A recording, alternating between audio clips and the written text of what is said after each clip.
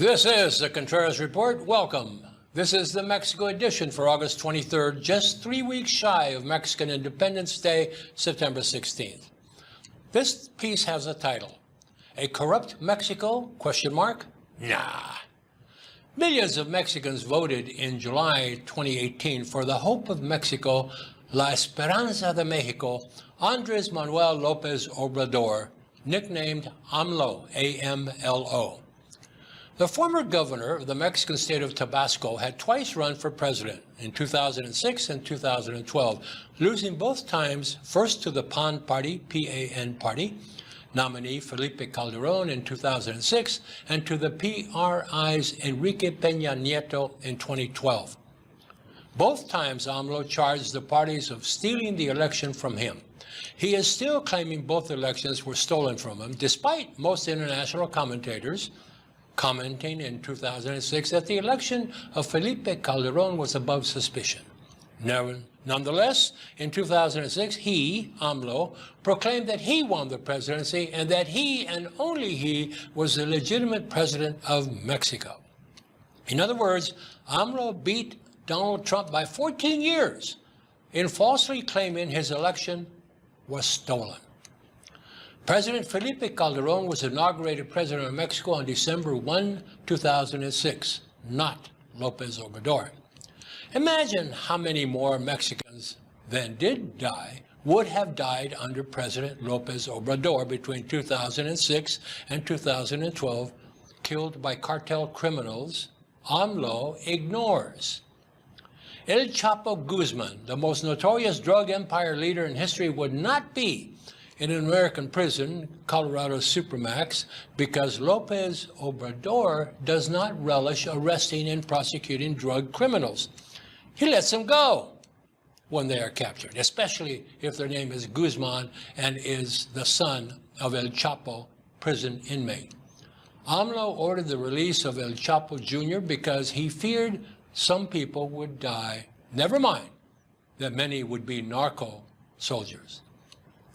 Back to 2006. Undemocratically, AMLO demanded supporters hit the streets to stop government and business from operating as government and business. AMLO supporters shut down cities and governments. The Mexican economy was unable to function, and the result was billions of dollars, not pesos, dollars in trade, business, and taxes were lost forever. It goes without saying that AMLO's shutdowns failed, and eventually the poor loser actually lost. Felipe Calderon declared war on Mexico's narcos, and the war spread from the countryside where narcos ruled with force and corruption to city streets. Bodies littered the republic. Thousands of police officers died fighting for and against narcos. One recalls a daytime gunfight in Tijuana, Mexico, on its main street, Agua Caliente Boulevard, with federal officers shooting it out with state judicial police officers.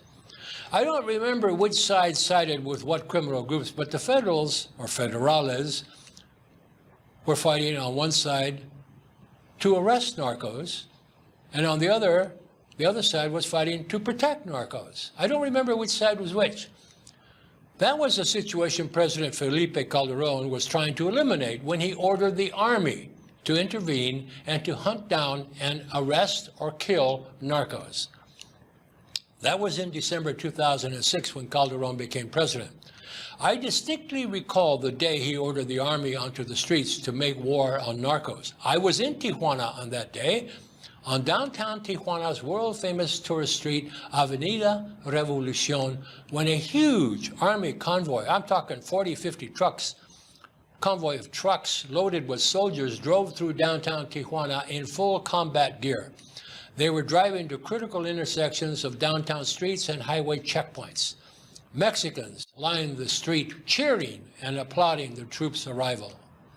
No more noontime gunfights between police officers fighting to protect narcos.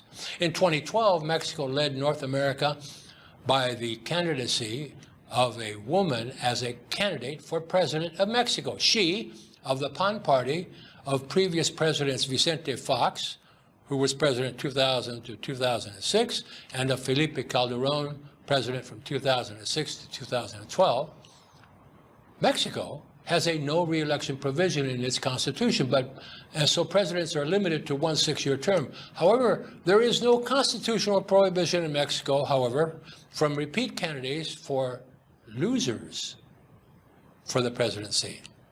Thus, Andres Manuel Lopez Obrador was running for president over and over and over until finally enough low-information voters voted for the name they knew, AMLO. They voted for him in 2018.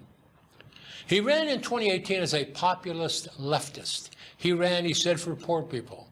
That rang well with the poor because despite the fact that the pawned presidencies of Vicente Fox and Felipe Calderon had slashed poverty from an 80% rate to less than 50% in 12 years, almost half of Mexico under Andres Manuel Lopez Obrador was in poverty or extreme poverty by the end of 2020.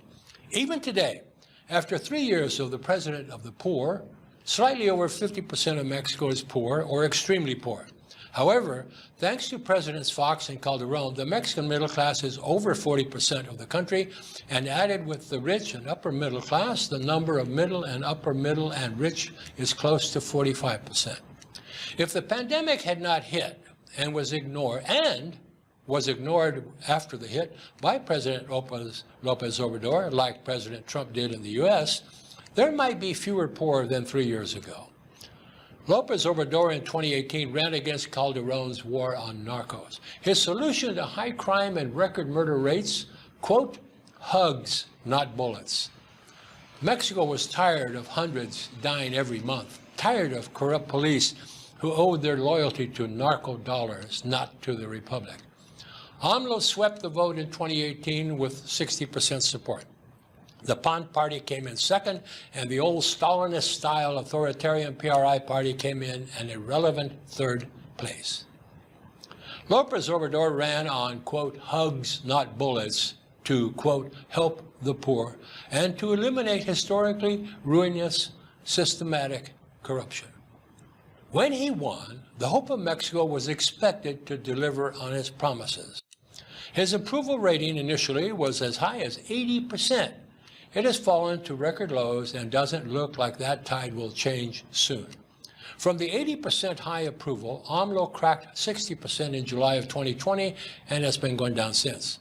And it continues to lower even as record murder rates, accounting for over 30,000 murders last year, are dropping ever so slightly. El Financiero, the Wall Street Journal of Mexico, conducted polls at the second anniversary of AMLO's election of 2018. 56% approved of his governance. As to his daily news conferences, only 43% approved of them. 50% saw his campaign against corruption to be failing. Only 34% approved of the hugs, not bullets philosophy of dealing with the narcos. Only 20% approved of his leadership during the COVID-19 pandemic that has taken lives second only to the United States, though Mexico's population is only a third of the United States. 65% disapproved of his fight against crime with hugs, not bullets. The pandemic, loss of jobs, and AMLO's Trump-like misunderstanding of the crisis have caused poverty to climb to what it was 25 years ago. Corruption? 3 videotapes have surfaced showing the president's brother, Pio, spelled P-I-O, accepting millions of pesos in cash in 2015 and since, 3 years before Lopez Obrador was elected. The money was for, Lopez Obrador says, party functions and activities, quote unquote. Cash in paper sacks and bulging envelopes. They were given to Pio Lopez Obrador by a veteran consultant who coincidentally President Lopez Obrador named the national czar in charge of distributing medical supplies to every village in Mexico. That's thousands of villages. For doubters, there is the case of President AMLO canceling construction of the half-finished 21st century airport that was being built outside Mexico City. Obrador shut it down, costing billions of dollars in penalties, and he let new contracts to build an airport 50 miles north of the half-finished airport. To make matters worse, Lopez Obrador gave the job of building a new airport and to refurbish an older airport to the Mexican army. Why?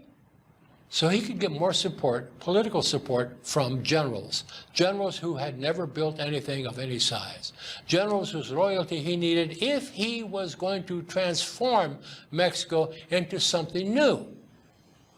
I would suggest that his goal is to turn Mexico into a new Cuba, a new Venezuela, or a new Ortega-like run Nicaragua. Then there is the $8 billion oil refinery in his home state of Tabasco. The national Mexico-owned oil company, Pemex, presently has 6 refineries, and they refine a magnificent 28% of capacity. He then bought out a foreign partner in a refinery Pemex owned half of in Houston, Texas. Pemex lost billions of dollars in the last fiscal year. Dollars. Its commercial paper, those of you in business know what that means, is worth hardly anything. His appointment of a corrupt old PRI dinosaur, political dinosaur, former PRI behind-the-scene party boss Manuel Bartlett, 85 years old, his appointment of Bartlett as chief of the National Electrical Generation Agency and AMLO's campaign to shut down private electrical generation proves the point. Private generation costs the country 1/5 of what it costs the government to produce electricity. It produces, private industry, produces half of Mexico's electricity. That caps AMLO's return to old-fashioned Mexican corruption. In other words, he wants the private people out of the business so that the government can have a monopoly on production at 5 times the cost of electricity and accompanying blackouts and brownouts. Bartlett has been reported to have been involved in the narco trade of the 80s and 90s. The American Drug Enforcement Agency, the DEA, reportedly believes that Bartlett, who was the top cabinet member of the Mexican government at the time, he was Secretario de Gobernación and a top contender for president of Mexico, was personally involved in the murder of American DEA agent Enrique Camarena in 1985. Is AMLO's Mexico reverting to traditional government finance with bags of illegal cash? Has AMLO appointed top officials intent on destroying free enterprise in Mexico? Has AMLO appointed criminals to high office? AMLO has 3 more years in office. Will Mexicans tolerate a Cuba, Venezuela, or Nicaragua-type country in Mexico that before AMLO's presidency was expected to be the world's 5th largest economy in 10, 15 years? Will they? Will it? Will Mexico survive AMLO? Question. This is Raul Lowry Contreras. Subscribe to this channel and you will be updated whenever there is a new episode of the Contreras Report. You can also send me an email with your questions and I promise to respond. The email address will appear on the screen in a few seconds. Thanks for tuning in. See you next time.